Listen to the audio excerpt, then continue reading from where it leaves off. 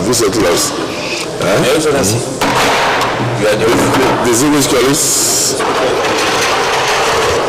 correspondence from Mr. President. Mr. President. The real president. It looks like we are defecting today. You're looking very good.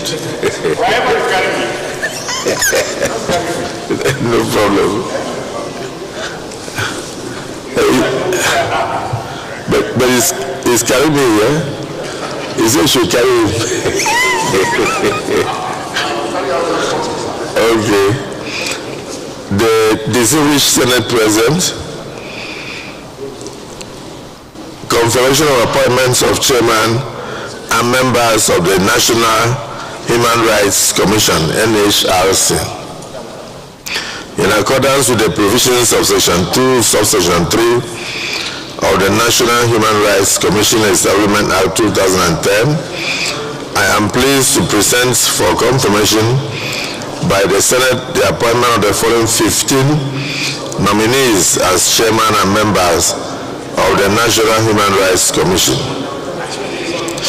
Dr. Salamatu Husena Suleiman as chairman. Ms. Roslyn Tasha as member. Ambassador Adam Yobak Bako as member. ACG Felix Lawrence as member. Mr. Edmond Chinoye as member. Chinoye Obiako, Senior Advocate of Nigeria.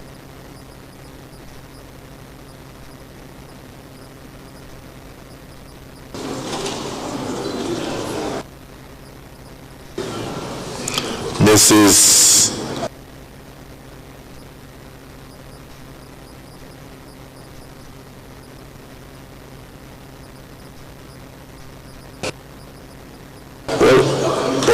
What is happening? Mrs. Oluwakemi Asiwaju Okenyodo as member. Professor Adedeji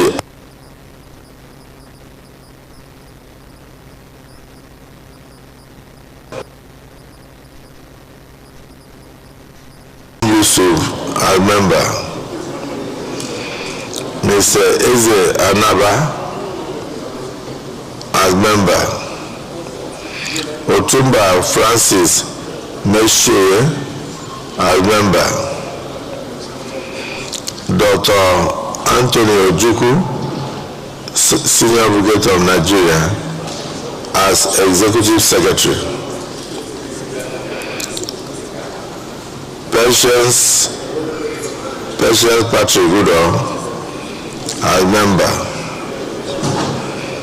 Huwaila Mohammed Ibrahim as member. While hoping that this request will receive expeditious consideration of the Senate, please accept the Civil Senate President the assurances of my consideration and personal regards. Yours sincerely, Bola Ahmed Tinubu, President, Commander-in-Chief of the Armed Forces of the Federal Republic of Nigeria.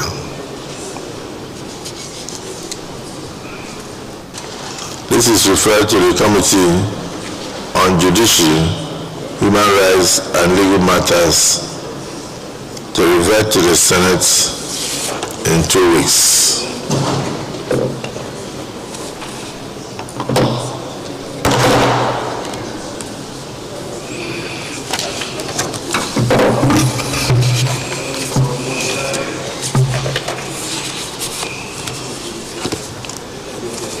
Leader of the Senate.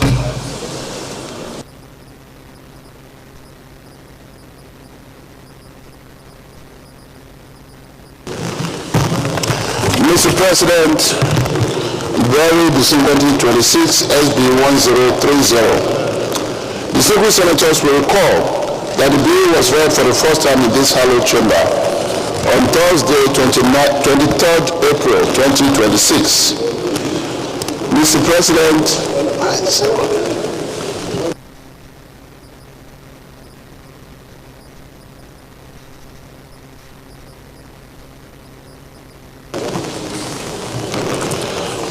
Mr. President, with your permission, I move that the bill be read for a second time. And in support of my motion, Mr. President, I say that I rise with a deep sense of responsibility and patriotism to lead the debate on this very crucial bill, which seeks to repeal the Nigeria Police Trust Fund Act 2019 as altered and enact the Nigeria Police Trust Fund 2026 to provide a more effective legal framework for the funding, administration, and operational support of the Nigerian Police Force and for related matters.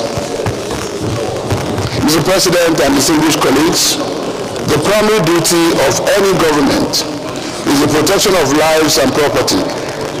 Without security, governance collapses, economic growth stagnates, and social cohesion deteriorates.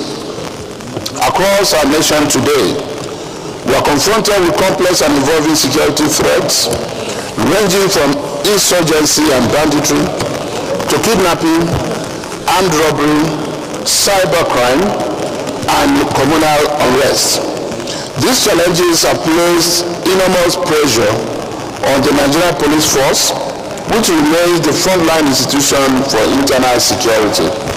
However, distinguished colleagues, it is evident that the police force is constrained by inadequate funding, obsolete equipment, poor infrastructure, insufficient training, and welfare challenges affecting morale. As a result, this bill, therefore, is a deliberate legislative intervention to address these systemic deficiencies in a sustainable and structured manner. Rationale for repeal and reenactment. Mr. President and distinguished colleagues, the existing act establishing the trust fund was a commendable initiative. However, practical experience over the years has exposed gaps in the governance structure, funding sustainability, project execution mechanisms, and transparency and accountability frameworks. Accordingly, rather than embarking on piecemeal amendments, this bill proposes a comprehensive repeal and reenactment to align its provisions with current realities, global best practices, and Nigeria's security priorities. Objectives of the bill. The core objectives of this bill include: 1. Establishing a more robust, transparent, and accountable Nigeria Police Trust Fund. 2. Ensuring predictable and sustainable funding streams. 3. Enhancing the operational capacity and technological capability of the police. 4. Improving the welfare, motivation, and professionalism of personnel. And 5. Supporting modern policing strategies in line with global standards. Detailed highlights of the bill. Distinguished colleagues, the proposed bill ensures operational independence within a clearly defined legal framework, as well as sustainable and diversified funding sources, which is the backbone of the contemplated intervention through the following sources: 1% of total revenue accruing to the Federation account, allocated development levies under relevant tax laws, grants and interventions from federal, state, and local governments, donations and international support from bilateral and multilateral partners, private sector contributions, and endowments. This diversified funding model will no doubt guarantee sustainability and reduce over-reliance on annual budgetary allocations, and would be efficiently deployed for clearly outlined priority areas of intervention. such as 1. Acquisition of modern security equipment and operational tools. 2. Deployment of digital surveillance systems and forensic technology. 3. Construction and rehabilitation of police stations and facilities. 4. Strengthening of training institutions and capacity building programs. 5. Enhancement of intelligence gathering and operational efficiency. And 6. Provision for emergency response during internal security crisis and improvement of welfare packages for officers and personnel. Mr. President and very distinguished colleagues, the governance and institutional framework of the Trust Fund will be strengthened through the establishment of a robust government board composed of key stakeholders that comprised of the chairman will be a retired senior police officer, representatives of relevant ministries, police affairs, justice, finance, a representative of the police hierarchy, and a representative of the organized private sector. Also, a qualified executive secretary will be appointed as the chief executive and accounting officer of the Trust Fund to be assisted with other administrative and operational officers for the development of internal regulations for efficient management, to ensure that the policies of the board are carried out for the maintenance and sustenance of equitable distribution of projects across all states of the Federation and the Federal Capital Territory, Abuja. Similarly, Mr. President, the bill seeks to address past inefficiencies by introducing a project implementation committee to be tasked with the following responsibilities: monitoring of project execution, ensuring compliance with standards, evaluating performance and outcomes, and reporting progress to the minister and the board. National significance of the bill. Distinguished colleagues, this bill is not just a funding instrument. It is a strategic national security reform initiative geared towards strengthening Nigeria's internal security architecture, aimed at improving the law enforcement response capacity of the country to enhance public trust in the Nigerian police, support economic stability and investor confidence, as well as complement ongoing security efforts by other agencies. Finally, Mr. President and distinguished colleagues, at this critical point in our nation's history, we cannot afford to underfund or under-equip our police force. The security challenges we face demand bold, decisive, and forward-looking legislative action. And this bill provides a comprehensive, practical, and sustainable solution to address the myriad of challenges that have bedeviled this country over the years. On this note, Mr. President and distinguished colleagues, I respectfully urge the distinguished Senate to give this bill an expeditious consideration and passage in view of its overriding national interest, public safety, and national security. I so submit, Mr. President, and I thank you all for listening. The Minority Leader. Thank you, Mr. President. Distinguished colleagues, I rise to second this motion and support that it be read the second time. And Mr. President, by your indulgence, permit me to make a few comments on the need to read this bill a second time. Mr. President, it is part of the global parliamentary best practices that when laws are made and loopholes or lacunas are identified, that they be subjected to continuous amendment with a view to achieving the desired objectives of the law. This is one of such laws in view of our critical security situation in the country now that deserves to be so amended. Mr. President, you will recall that one of the problems associated with policing in Nigeria is the fact of lack of adequate funding, which in the first place necessitated the passage of this Police Trust Fund. Mr. President, I think that the time has come that we must frontally confront the problem of inadequate funding of our security agencies, especially the police. It is no longer news, Mr. President, that we keep hearing when you report cases of abduction, kidnapping, and banditry to police. They tell you they may not be able to go there because the equipment, the guns that the bandits have are superior to that of the police. So I think, Mr. President, this is one area that we must make adequate provision, a foolproof provision for the trust fund, so that it doesn't go down the drain, but serves the purpose for which it is intended. And so, Mr. President, I support this motion for the second reading of this bill, and I urge my colleagues to so support.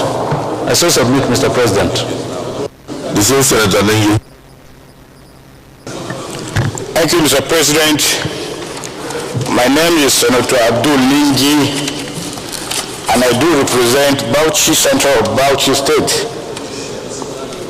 Mr. President, this is a very massive boost to our security challenge. Mr. President, listening to the Senate leader, adumbrating the significance of this bill, yes, sir. I'm so delighted that at this critical time of our history, at this critical challenge of the nation, that we have thought it fit to provide some of the roadmap to be able to meet our security targets. The trust fund, as has been canvassed by the Senate leader, is not for ceremony, and it is not, and it should not be business as usual. Mr. President, when you look at number 4 on the submission of the Senate leader, 1% of total revenue accruing to the federation account. That's really huge. In addition, allocated development levies under relevant tax laws, which you had passed recently.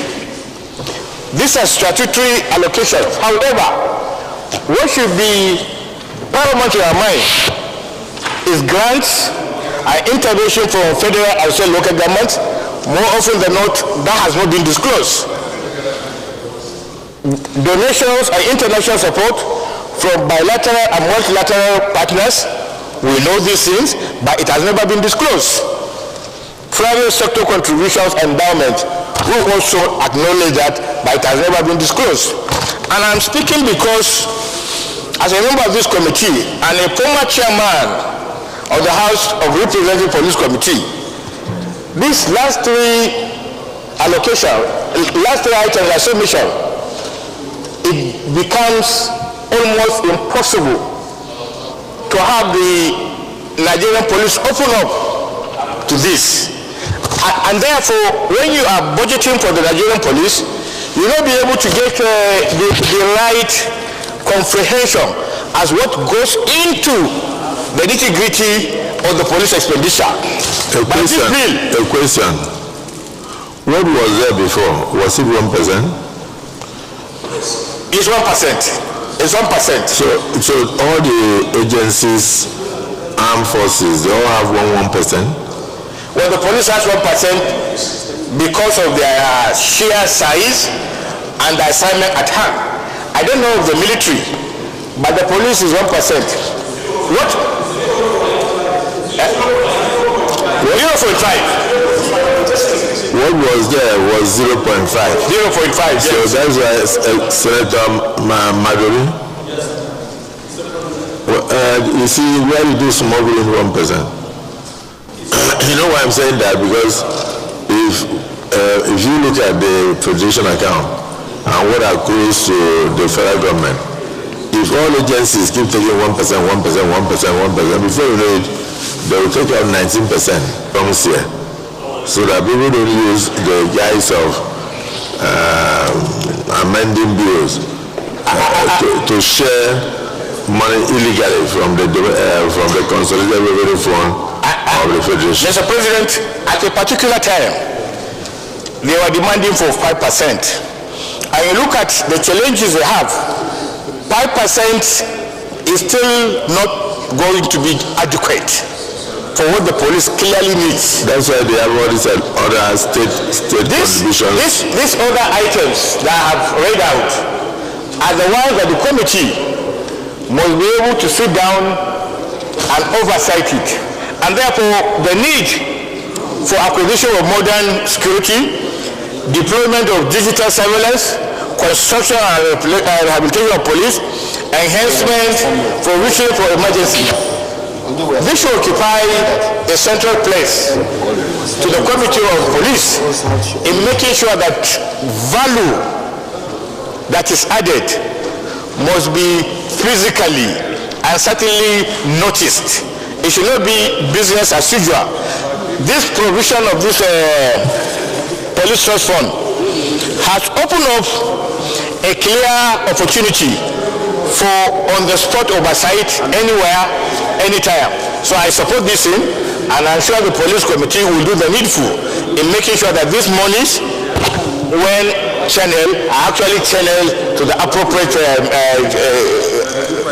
ends. Thank you. This is Alero.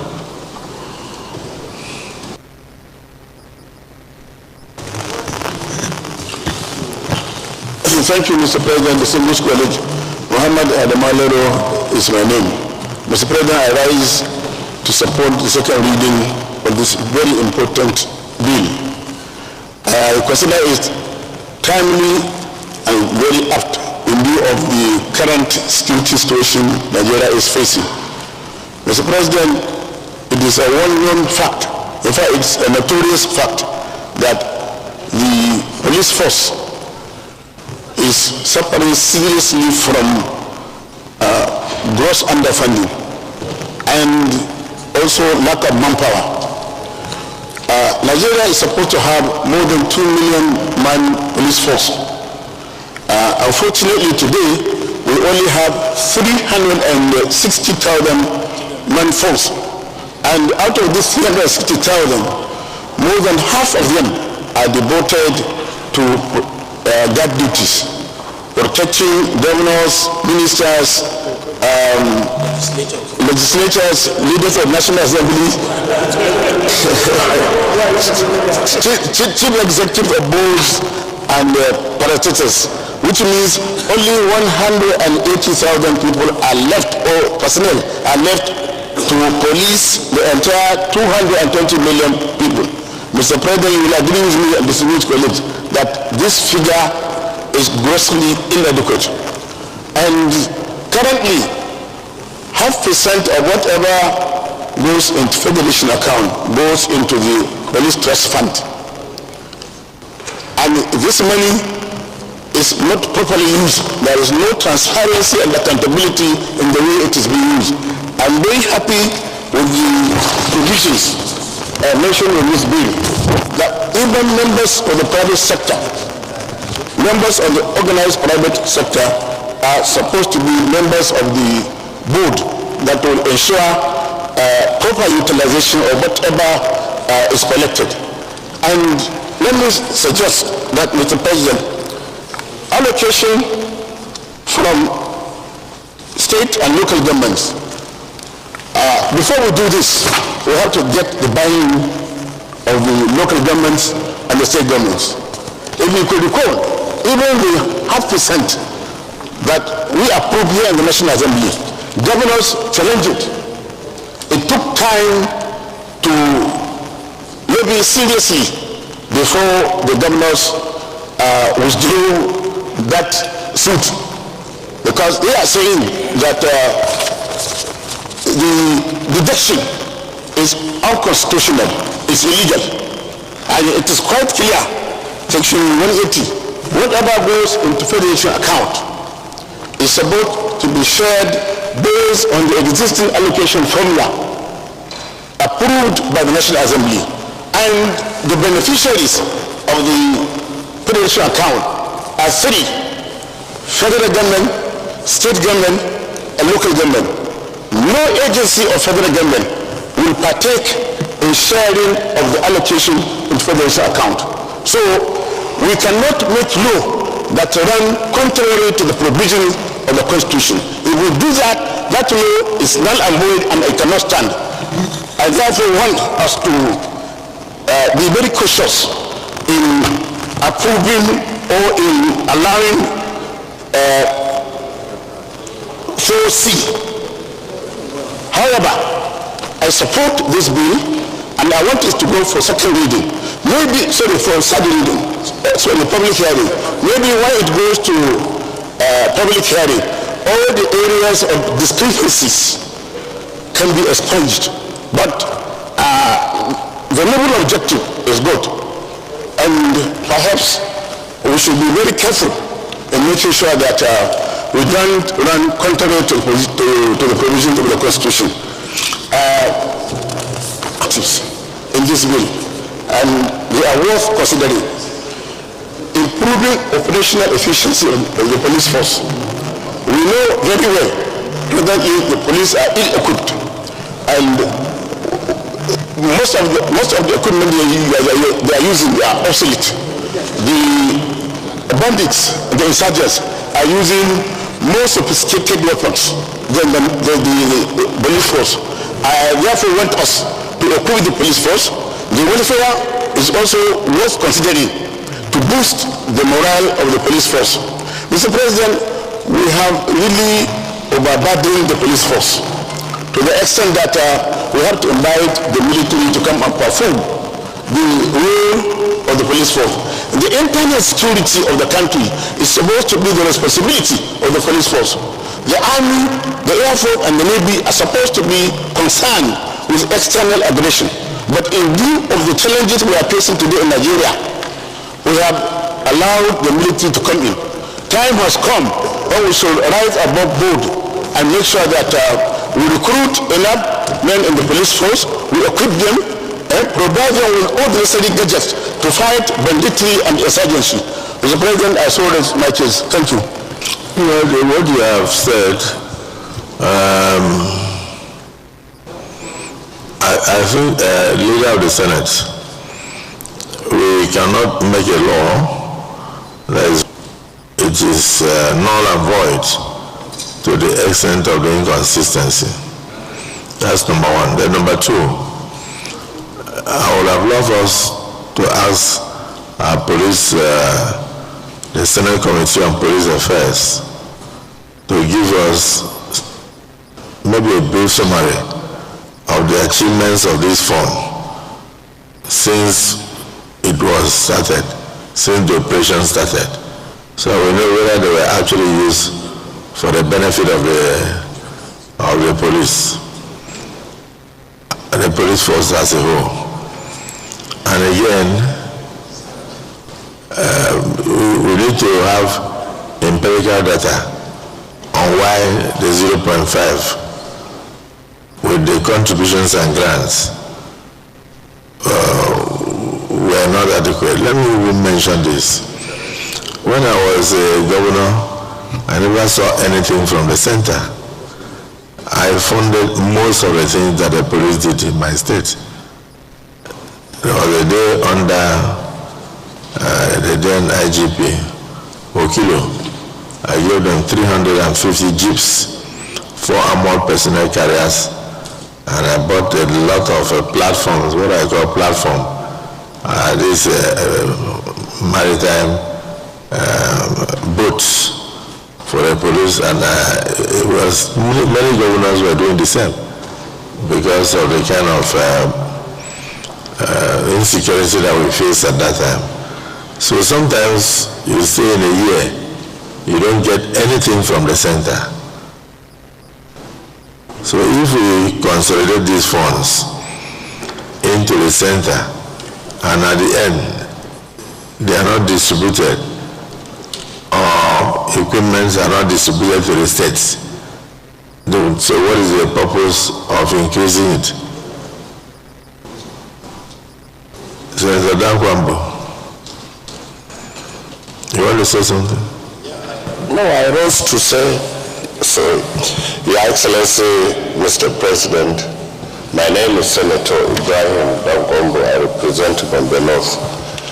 To say that even today, if this 0.5% of Federation account is challenged, the bill will be null and void.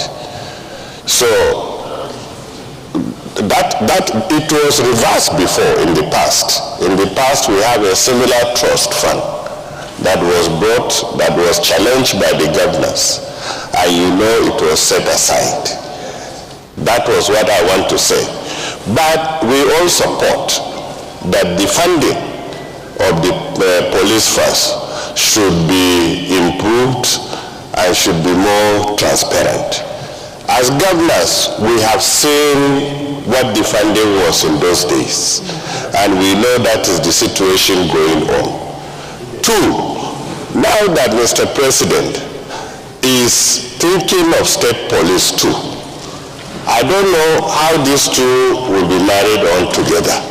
As Mr. President is working on the state police and the federal police is given different funding, maybe we should wait a bit to see when that bill comes, to see how the two of them will be harmonized.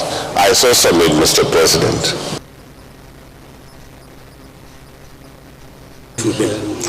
Senator Abdul Fattah Buhari. Mr. President, my colleagues, Buhari Abdul Fattah, or not. Mr. President,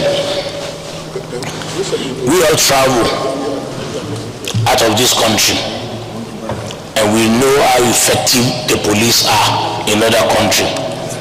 Mr. President, how do you think police will perform in this country, even if you give them 10%? Mr. President, we have almost 200 million Nigerians, about 200 million Nigerians, and then the police population is 300,000, which means one police to about 600 if you do the calculation.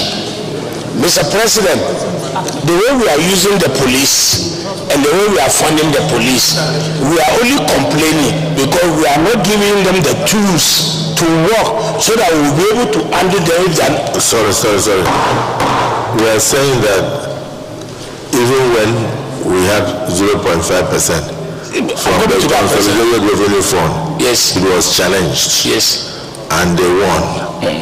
Now we are moving from 0.5% to 1%. Yes. And we're also saying that they are receiving grants from different agencies and all that. And we're saying they are also receiving assistance from the state governments and all that.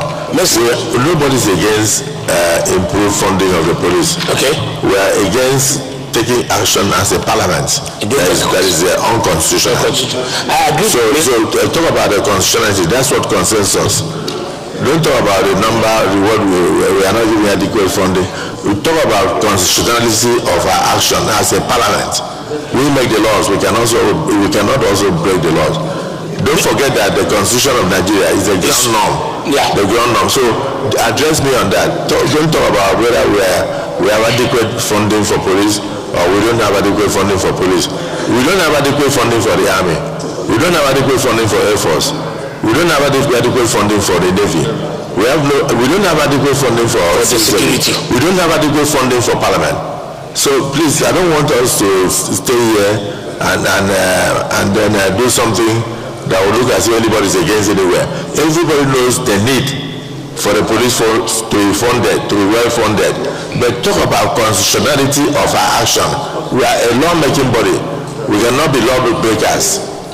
Can you address that? Yes, I can address that. Mr. President, without constitutional amendment, can you put for your police force on the constitutional reform of the Constitution? Luckily for us, the Constitutional Amendment Committee is still on. So in other words, you are recommending that we should also include it in the so that there won't be any challenges to it. Thank you for your contribution. Thank you. Now let me say, distinguished colleagues, we can't make the law just by second reading. I believe the T's, we should dot the I's and cross the T's when we go for public hearing.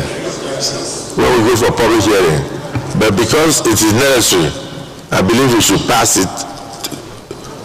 We should allow it to go through second reading, so we go into a public hearing. But we should note those areas that will require constitutional amendments. And we should also demand accountability. So far, what have they been doing with what was given to them? So the chairman, police, Senate Committee on Police, we would like the leadership of the Senate to be briefed by the current people who are there in the police trust fund on what they have been doing with the money so far collected, and also there are other sources of funding, grants and all those things. We've already approved many police institutions. What will be their fate? Are they going to benefit from this? And then we are also contemplating state police. Would the state police benefit from this? There are many issues that can only be answered during the public hearing. Leader of the Senate, I don't know whether I'm right.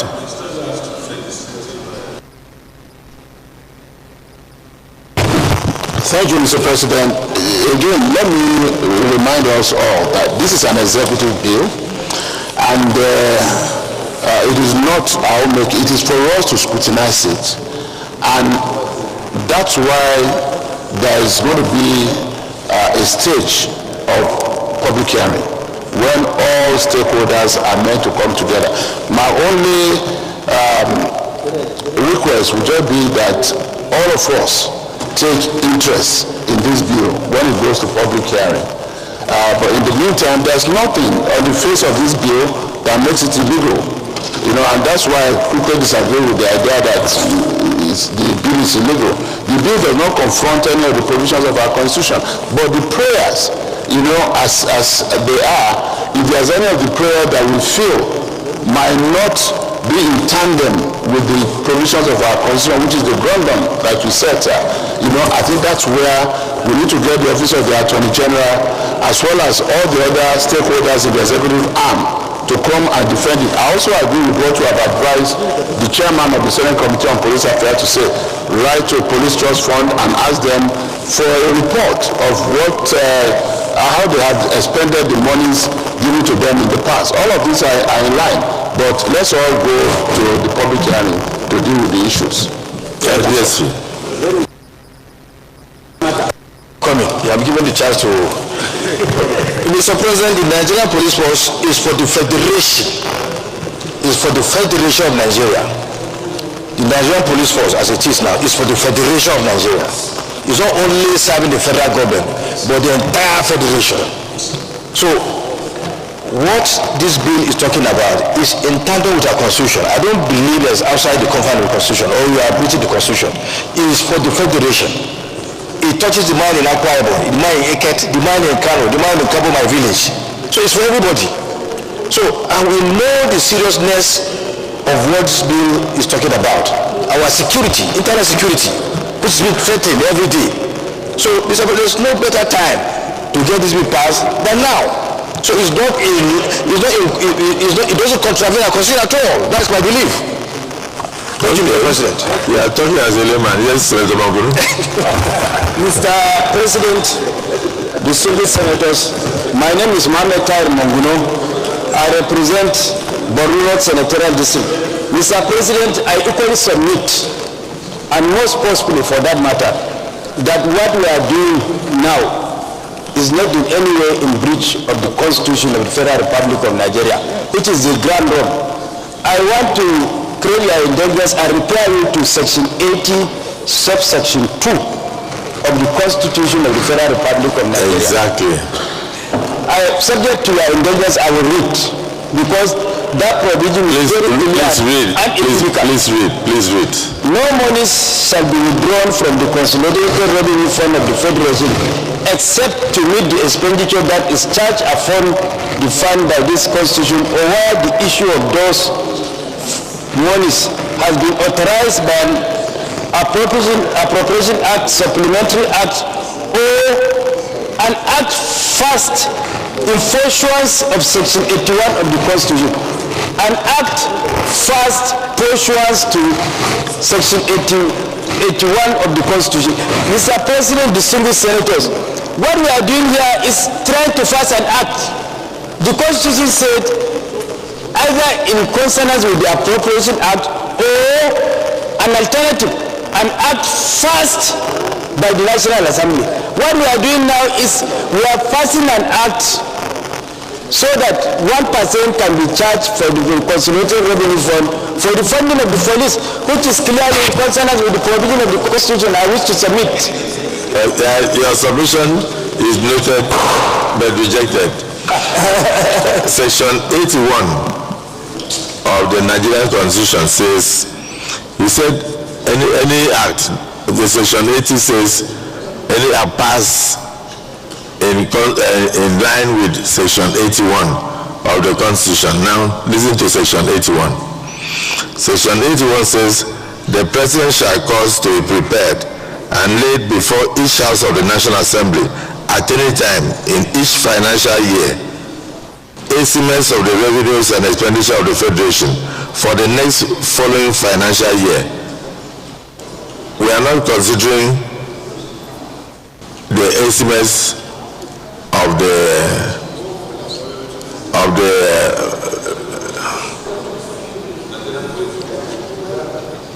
revenues and expenditure of the Federation. We are talking about Police Act.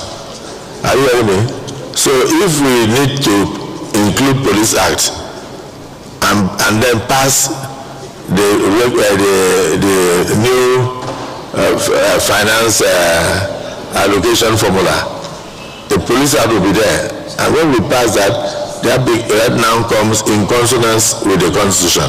So, is there anybody who is opposed to this bill going for second reading so that we can brush it up?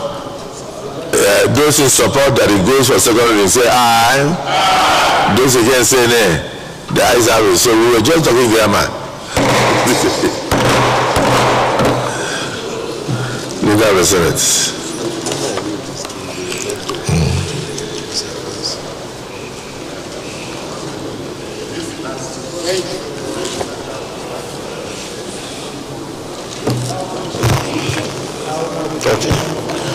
Thank you, Mr. President, and very distinguished colleagues. The third order of the day. No, I thought you moved a motion for it to be read a second time.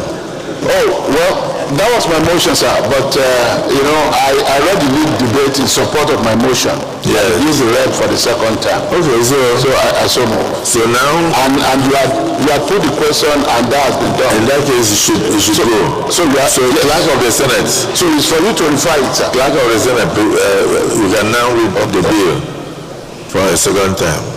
Mr. President, distinguished senators, a bill for an act to repeal the Nigerian Police Trust Fund Establishment Act 2019 as amended, and enact the Nigerian Police Trust Fund 2026 to provide for the equipment, training, and welfare of the Nigerian Police Force and for other related matters 2026 SB 1030. Second reading. Distinguished, I hope everybody has the journal. We have the journal attached to this in line with the rules. A bill for an act to repeal the Nigerian Police Trust Fund Establishment Act number 6, 2019, and amend as amended by the Nigerian Police Trust Fund Amendment Act 2025 and to enact the Nigerian Police Trust Fund Establishment Act 2025 to establish the Nigerian Police Trust Fund and to provide for the equipment, training, and welfare of the Nigerian Police Force and for related matters 2026. Second reading taken. So this bill is now committed to the committee, the Senate Committee on Police Affairs, to report back within 2 weeks.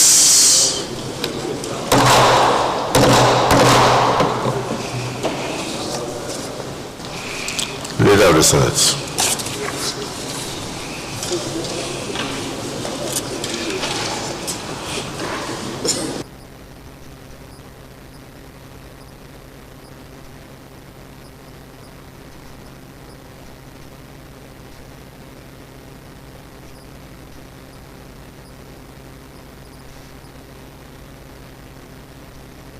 Leader of the Senate, before you go to the next item, since you are not prepared yet, please give me an opportunity to make 1 second announcement.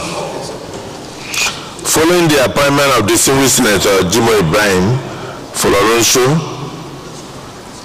as the ambassador to the United Nations, representing Ondo South Senatorial District, as the ambassador of the Federal Republic of Nigeria, the seat for Ondo South Senatorial District is hereby declared vacant, and INEC, in line with the law, is directed to immediately conduct an election to fill that seat within the next 30 days as provided by the Act.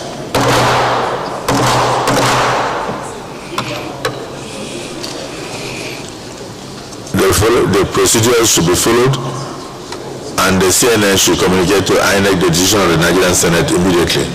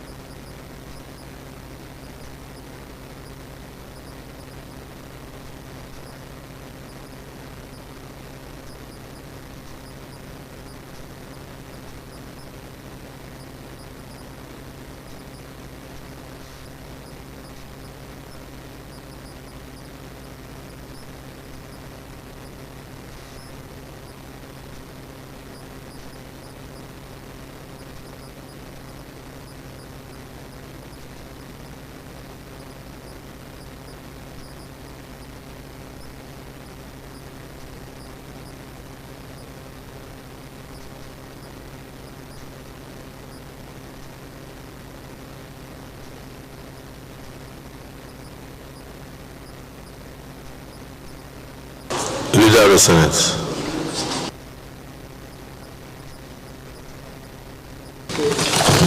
Mr. President, very distinguished colleagues, the third order of the day is the presentation and consideration of the report of the Committee on Agricultural Production Services and Rural Development on bills as listed on the order paper.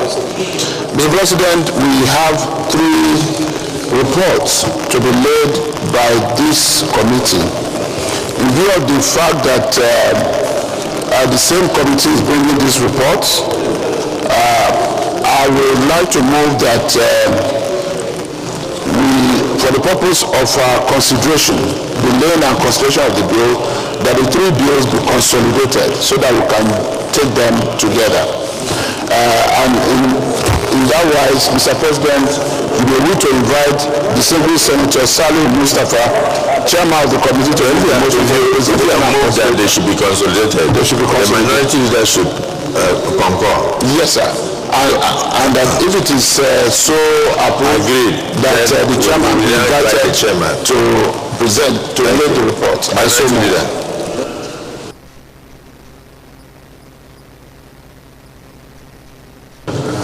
Mr. President, distinguished colleagues, I second the motion moved by the Senate leader that the two bills from the Committee on Agriculture be consolidated for further consideration of the Senate. I so second. Those in favor of the motion say aye.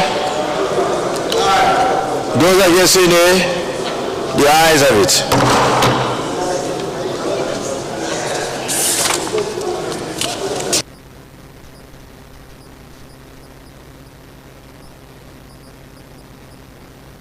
Chairman, we wish to present your report.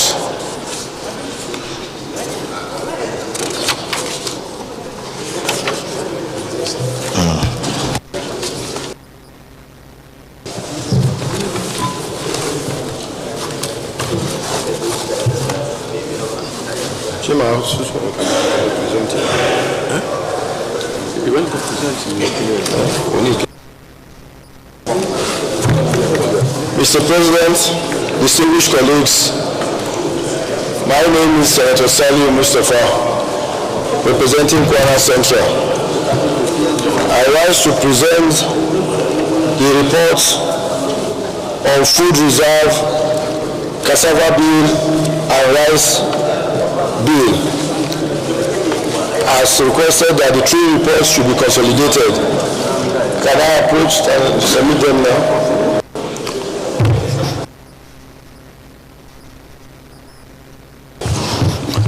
Senator Colonel Augustine Okabundo, you may second. Thank you, Mr. President, distinguished colleagues. I remain Austin Okabundo, representing the good people of Abia Central Senatorial District. I rise to second the motion ably moved by Senator Saliu Mustafa. I so second. Sorry, Colonel retired. Because if I call there, you won't be here. So you retired. Those in favor of the motion say aye. Those against say nay. The ayes have it. Chairman, you may proceed.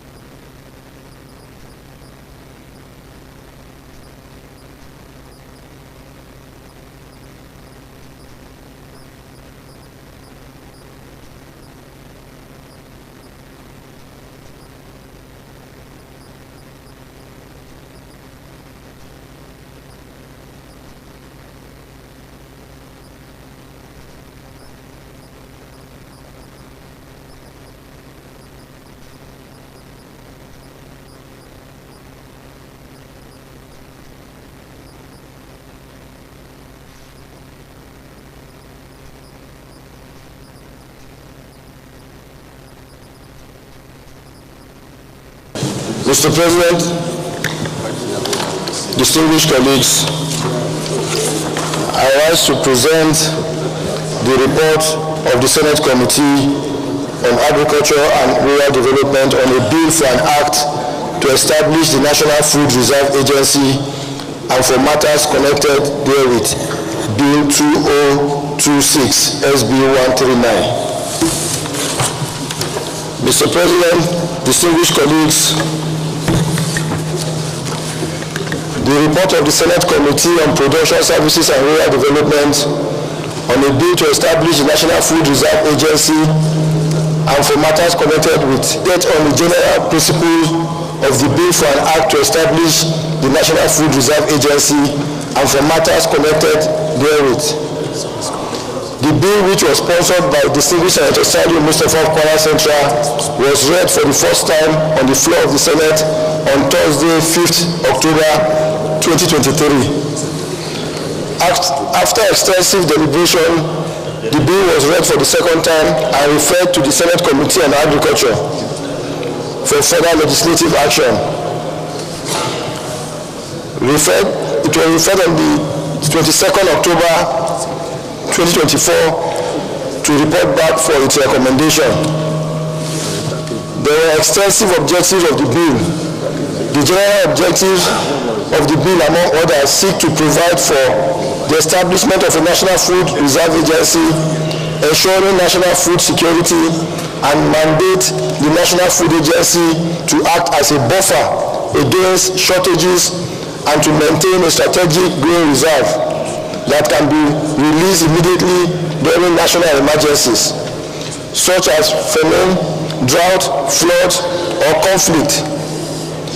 This holds it holds physical stocks for essential staple crops like maize, rice, sorghum, millet, and garri, to ensure food is available even during lean seasons. The agency acts as a market regulator to protect both consumers and farmers from volatile price swings, protecting consumers by releases of grains from the reserve into the market and to stabilize or control rates to force prices down when food prices in the market or in the open market soars. To be tasked with building, maintaining, and managing the network of soils and warehouses across the country to store excessive production properly using modern technology for pest control and grain preservation, ensuring that the stored food remains safe for human consumption over a long period of time. Mr. President, if I may go to the recommendation.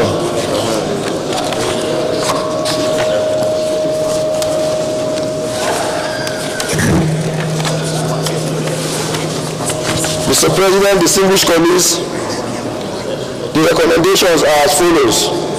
The Senate Committee on Agri-Production, Service and Rural Development, which the bill was referred to, having carefully considered same, hereby recommends as follows.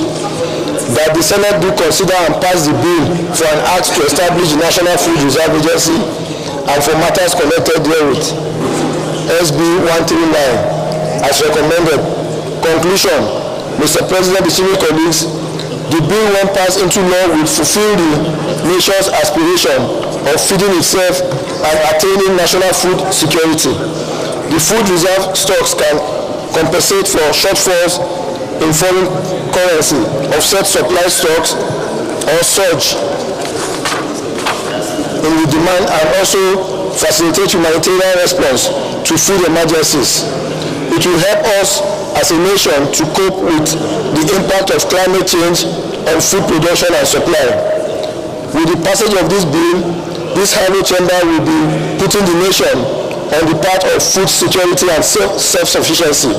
In conclusion, Mr. President, distinguished colleagues, I wish to use this opportunity to thank the President of the Senate and the distinguished colleagues for the opportunity to serve in this capacity and to humbly request the Senate to pass this bill. I so move. Thank you very much. There are three reports and they are all with you. He has read the main one. I mean, you just go to the recommendation, okay, for the second one and then the third one. Okay.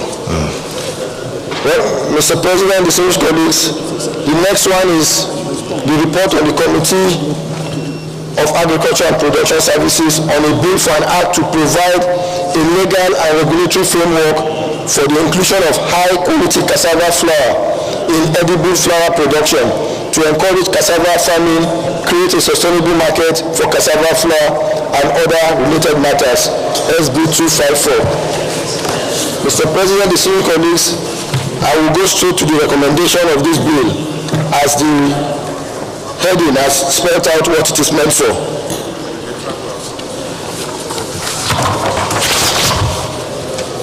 The Senate Committee on Agriculture, Production, Service and Rural Development, to which this bill was referred to, considered it and recommended as follows: that the Senate do consider and pass this bill for an act to establish the National Cassava Policy Coordination Council and provide a legal and regulatory framework for the inclusion of high-quality cassava flour in edible flour production to encourage cassava farming, create a sustainable market for cassava flour, and other related matters.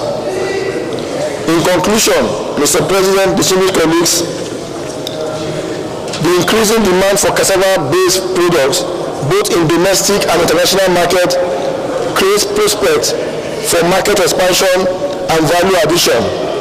The passage of this bill will enhance the efficiency of cassava production and processing operations, as cassava is a choice crop for rural development, and improve access to finance and market linkages that can stimulate the growth of cassava processing industry and create avenues for entrepreneurship and employment of women and youths.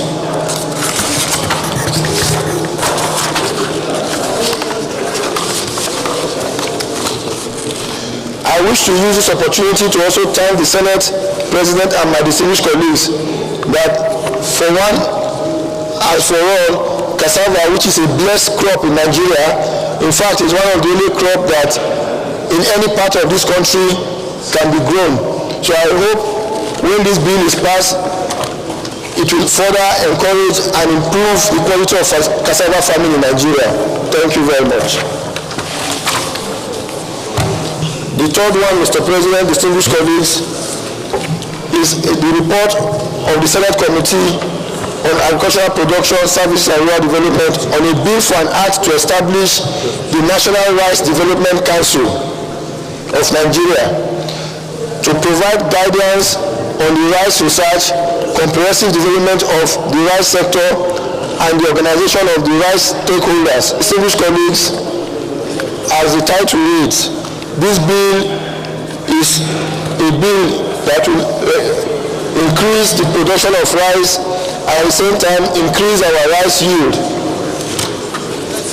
The recommendations as follows are: the Senate Committee on Agri-Production, Service and Rural Development, having carefully considered the bill, hereby recommends as follows: that the National Rice Development Council of Nigeria be formally established through enabling legislation, adequate and partnership framework be integrated into this structure.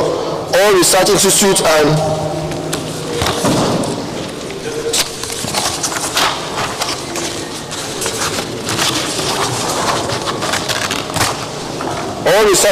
value chain stakeholders by formally linking to the National Rice Development Council of Nigeria.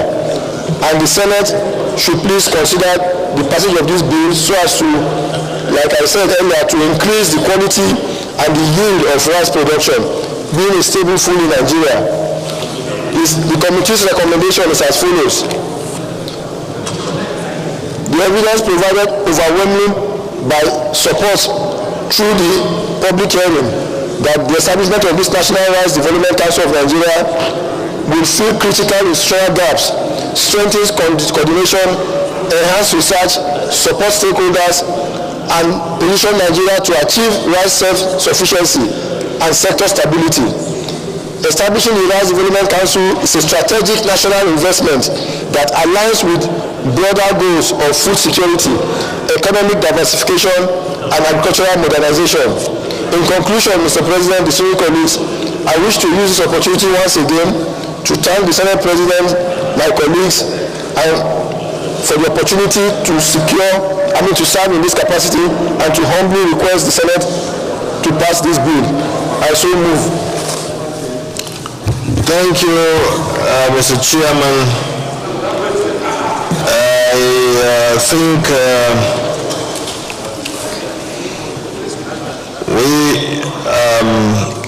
leader, why not move so that this Senate revise? Leader, yes. Mr. President, very distinguished colleagues, I rise to move that the Senate proceed to a committee of the whole for further consideration of this report. I so move. The minority leader, can you second, please? Mr. President, distinguished colleagues, I second the motion that the Senate refers into the Committee of the Whole to further consider the report. I so second. Those in favor of the motion say aye. Those against say nay. Those in favor say aye. Those against say nay. The ayes have it. The sponsor of the motion is not responding.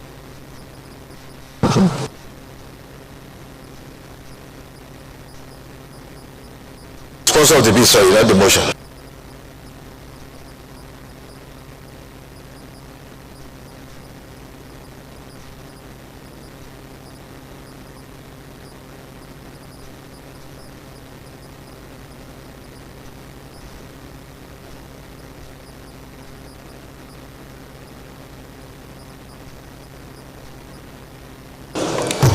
Those in favor that clauses 1 to 5,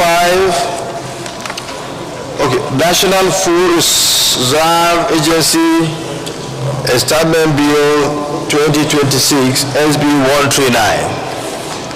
Those in favor that clauses 1 to 5 stand pass of the bill say aye.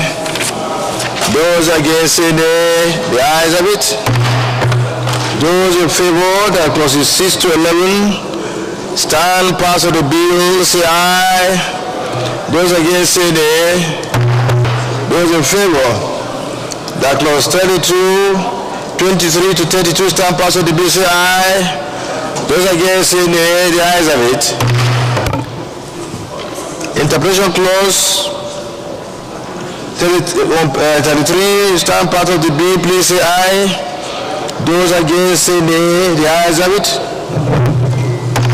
Those in favor that the short title clause 34 on page 22 should stand part of the bill say aye. Those against say nay. The ayes have it. Part of the bill say aye. Those against say nay. The ayes have it. Those in favor the long title on page 1 should stand part of the bill say aye. Those against say nay. The ayes have it. 6 SB 254. Those in favor that clauses 1 to 5 on page 2 to 5 stand pass of the bill say aye. Those against say nay. The ayes have it. Those in favor that clause 6 to 11 nay. The ayes have it. Those in favor that the interpretation clause on page 21, the short title on clause 22, the schedule clause 1, the explanatory memorandum on page 20, and the long title on page 1, all should stand part of the bill say aye. Those against say nay. The ayes have it. SB 541 12 to 15. All should stand past of the bill say aye. Say aye. Those against say nay. The ayes have it. Those in favor that interpretation clause on page 16 on page 12, short title clause 17 on page 13, schedule 1 on page 13, and explanatory memorandum on page 15, and the long title on page 1 should stand pass of the bill. Those in favor say aye. Those against say nay. The ayes have it. The leader of the Senate. The leader of the Senate. Ipi Sagba. We are disturbing the leader of the Senate. For us to revert to the plenary to report progress. Thank you, Mr. President. Sitting as chair, very distinguished colleagues, I rise to move that the Senate reverts to that the August Senate revert to the plenary to report progress. Say aye. For the chair to report progress. Say aye. Those in favor that this August Senate, that is in the Committee of the Whole, reverts to the plenary for the chair to report progress, say aye. Those against say nay. The ayes have it.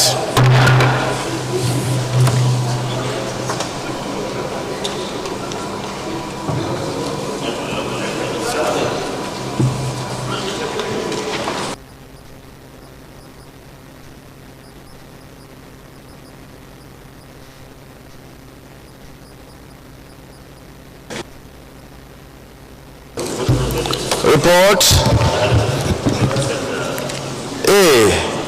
The Senate in the Committee of the Whole consider the report of the Committee on Agricultural Production, Services and Rural Development of the National Food Reserve Agency, Establishment Bill 2026, and approved as follows. Number of clauses 1 to 32 as recommended.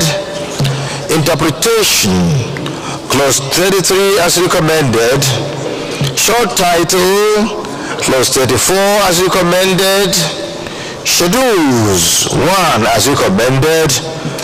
Explanatory memorandum as recommended. Long title as recommended.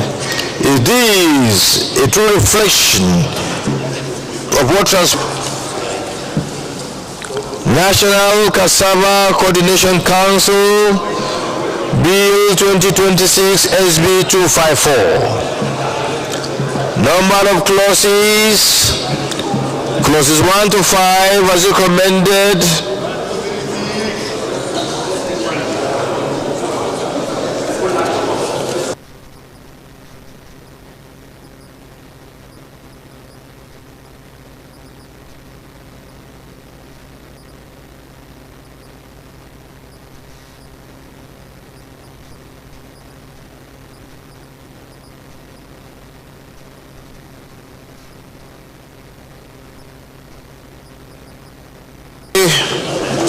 Continue with the, okay, yeah.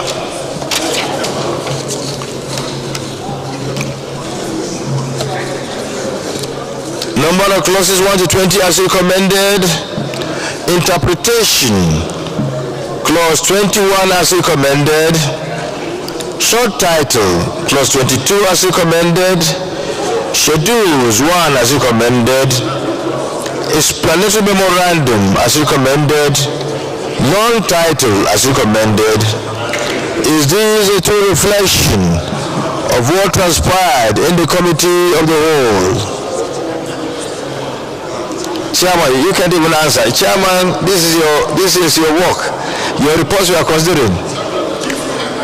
Is this a true reflection of what transpired in the Committee of the Whole? Now, the opposition is the one able...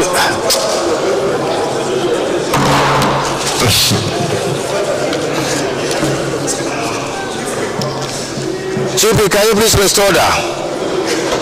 Order, please. The Distinguished Senators, take your seat. Order, please. The Senate, report C. The third report now.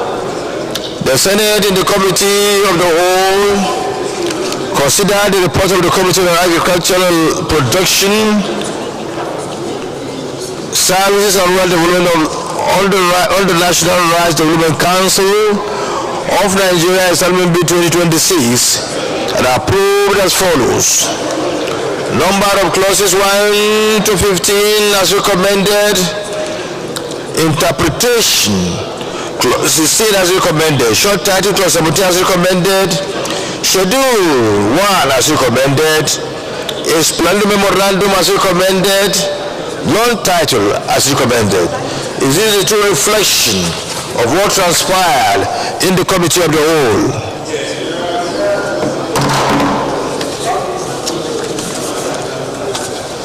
The Leader of the Senate.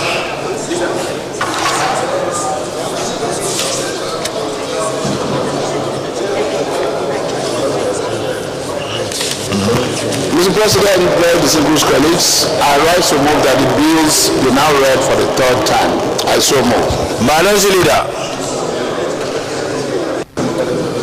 Mr. President, distinguished colleagues, I second the motion moved by the Senate Leader. Myself second.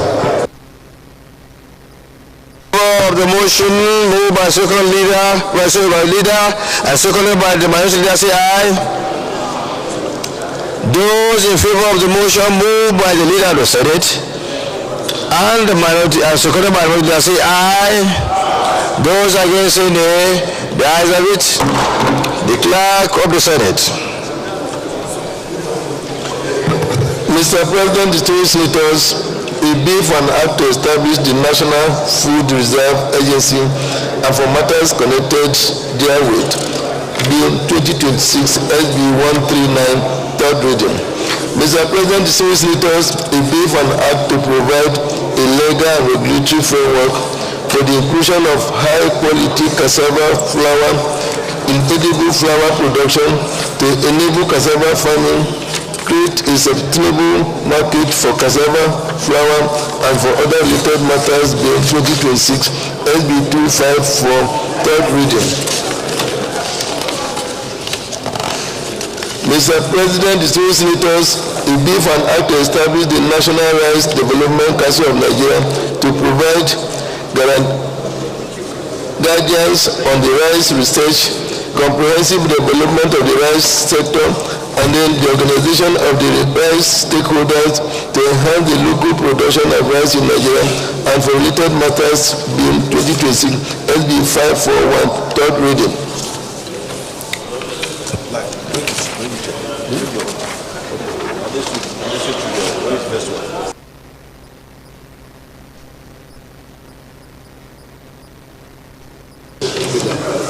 A bill for an act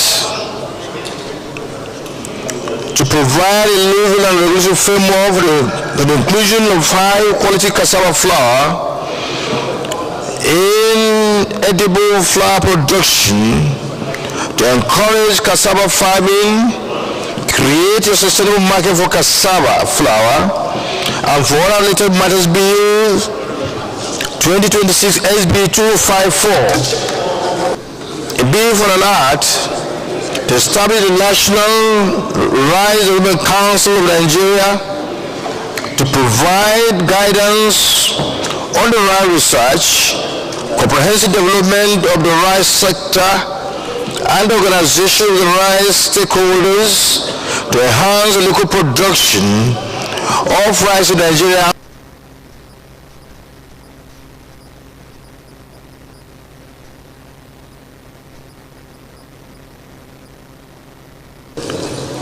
And last but not the least, a bill for an act to establish the National Food Reserve Agency and for matters connected therewith, Bill 2026 SB 139, third reading, taken and passed.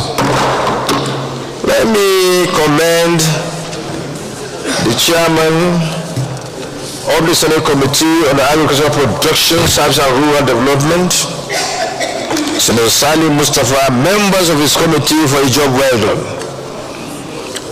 These bills, when passed into law, they will be able to reposition our agricultural sector in a way of more and better food production to create this food security that is well needed in this country. Cassava, as we know, is grown everywhere in this country. And whenever there's an attempt to encourage and also support its production, is something that will add very much to our desire to ensure food security in our nation, and also enhance the availability of raw materials to this sector, which means this food stuff, which means this cash crop, and the production of several items that are being produced in our industries. So we commend you for your hard work and for the industry you put in processing these bills. We look forward to see your committee doing the same thing on several bills that have been referred to your committee. And we know how much you've been working to ensure that all these powers given to you are well attended to in a good time. Please do not waver, continue on what you are doing for the service of the Senate and Nigeria at large. Thank you very much. Leader of the Senate.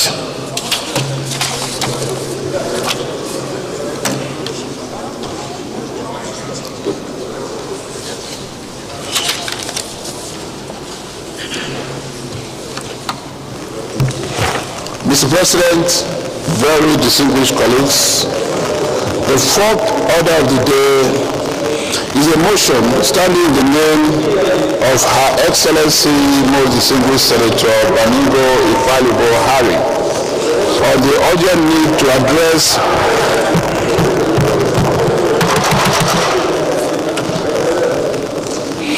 the fourth order of the day is a motion standing in the name of Her Excellency most distinguished Senator Baningo Ifalibo Hari on the urgent need to address gaps in national public health emergency preparedness and response following a confirmed case of COVID-19 in Cross River State. Mr. President, you may need to invite Her Excellency distinguished Senator Baningo Ifalibo Hari to move the motion. Senator Ifalibo, you have the floor to present your motion. The floor is needed to you. Thank you, sir. Mr. President, distinguished colleagues, my name is Baningo Ifalibo Hari. I represent Rivers West Senatorial District. Mr. President, with your kind permission, I rise to move the motion on the urgent need to address gaps in national public health emergency preparedness and response following a confirmed case of COVID-19 in Cross River State. You can go ahead. Thank you, sir. The floor is yours. Thank you, sir. It's there to you. Right. The Senate notes that Section 14(2)(b) of the Constitution of the Federal Republic, as amended, imposes a duty on all tiers of government to ensure the security and welfare of the people, including protection of public health. A confirmed COVID-19 case has been reported in Cross River State involving a 53-year-old foreign national who entered Nigeria on the 17th of March 2026 via the Murtala Mohammed International Airport, Lagos, proceeded to Calabar the same day, developed symptoms on the 12th of April 2026, and tested positive on the 16th of April 2026, following PCR confirmation at the National Reference Laboratory. Also notes that epidemiological investigation of the confirmed case indicates a timeline beyond the expected incubation period, thereby raising public health concerns of possible local transmission within the Federation. Additional suspected cases have been identified and are currently under laboratory investigation, with contact tracing ongoing by relevant public health authorities. Further notes that effective outbreak response is dependent on continuous availability of essential commodities, including viral transport media, PCR reagents, rapid diagnostic test kits, and personal protective equipment. The Nigeria Center procurement bottlenecks and insufficient capital funding since 2025, thereby limiting its preparedness and operational response capacity. Aware that Nigeria's public health emergency response system operates on a federal-state cooperative phase. Previous outbreaks, including COVID-19, Lassa fever, and Ebola preparedness exercises, have demonstrated that delays in detection, fragmented coordination, and weak response systems significantly worsen outbreak outcomes and national health security risks. Observes that gaps in national preparedness and response capacity may lead to delayed detection, weak containment, and increased risk of disease spread across states. inadequate availability of protective equipment and essential supplies place frontline workers at increased occupational risk and undermines the health system resilience. Inadequate subnational preparedness weakens Nigeria's epidemic intelligence and response system, and persistent shortages of outbreak response commodities further likely to erode public confidence and compromise national health security.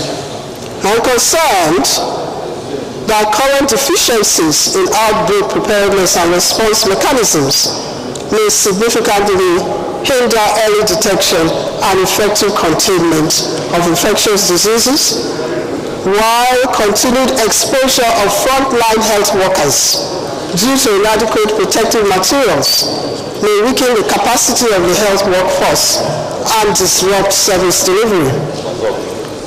Insufficient state-level investment escalates preventable public health emergencies. Accordingly, Mr. President, distinguished colleagues, accordingly, resolves to urge the Federal Ministry of Health and Social Welfare and the Nigeria Center for Disease Control and Prevention to intensify surveillance, testing, contact tracing in line with the National Outbreak Preparedness and Response Protocols. Secondly, also urge the Federal Ministry of Finance, Budget and National Planning to expedite release of funds and consider activation of emergency financing mechanisms for outbreak response. And thirdly, request the NCDC to submit a comprehensive report to the Senate Committee on National Preparedness Status, including stock levels, laboratory capacity, surveillance gaps, and response readiness indicators. Fourthly, encourage intensified nationwide public health risk communication to prevent misinformation, to reduce public anxiety, and promote adherence to preventive and control measures, and call on state governments to strengthen subnational outbreak preparedness systems through improved financing, timely procurement of essential supplies, and enhanced support for surveillance. And motion is straightforward. We go to the prayers. In view of the Senator Kingibi. Oh, sorry. Colleagues, my name is Kamaruddin Olalewe. I represent also West Senatorial District of Osun State. Of the self-explanatory nature of the motion, we now go to the prayers, and also in line with the mood of the Senate. And the Nigeria Center testing, contact tracing, in line with the National Outbreak Preparedness and Response Protocols. Those in favor of these prayers say aye. Budget and national planning to expedite release of funds and consider activation of emergency financing mechanisms for outbreak response. Those in favor of this prayer, CDC, to submit a comprehensive report to the Senate on national preparedness status, including stock levels, laboratory capacity. Prayer say aye. Those against say nay. The ayes have it. Prayer 4.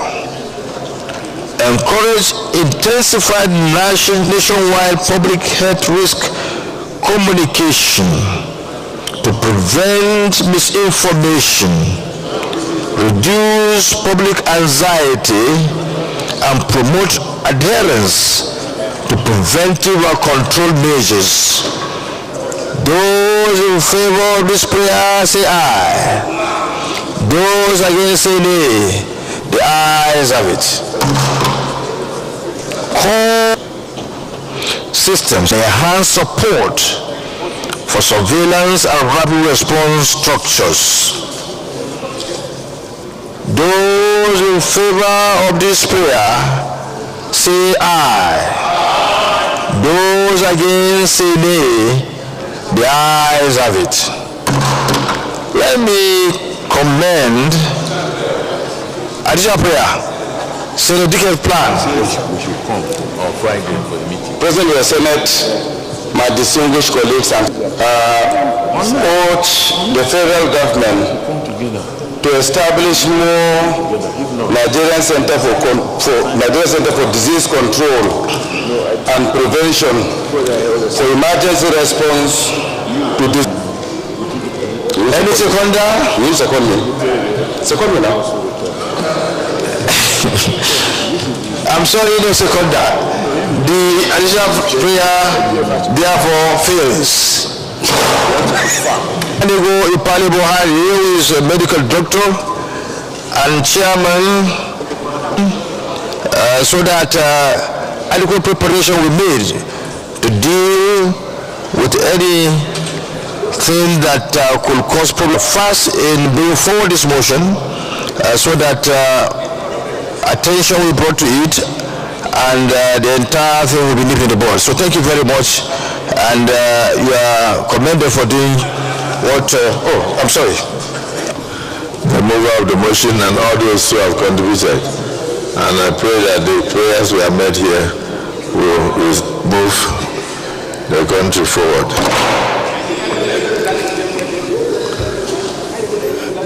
In the health sector.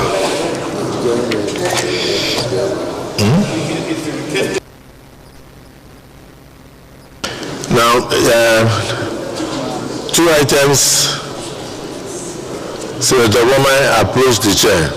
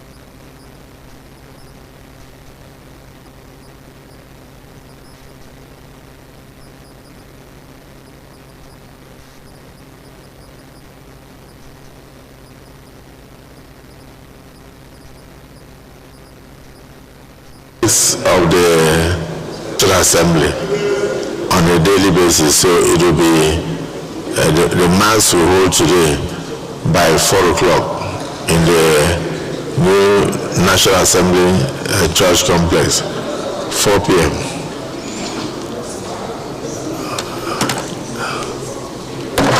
Then we are going to also the committee on the 500 million loan request, because there's delay in the earlier one that we passed for the executive. So because of that delay and the ongoing war in Iraq, that has not materialized. So we plead with the committee.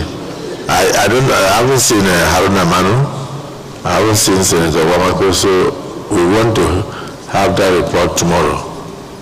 and to dispense with that report tomorrow. So by section 39 of our rules, we have a right to take it. Huh? We give the only one we can. It's as fast. The one will expire. That because of this particular request is coming to the Senate, so I expect him to be here today. And we will also communicate with him to ensure that if he doesn't, then as a member of the committee, we will get other members of the committee, to sit down and treat the submission. Thank you so much. Clerk of the Senate, note the items on the other paper. That's what I'm telling you. These things I'm saying are the items on the other paper. Then we also have a very slight amendment to the NIMC Act, committee tomorrow. Note it down. You can't remember everything in your head. Are you taking notes?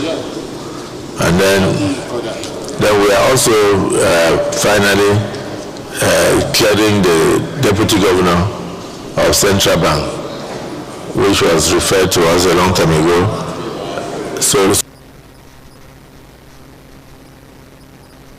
and also distinguished colleagues, for you to know of smooth primaries for all the political parties.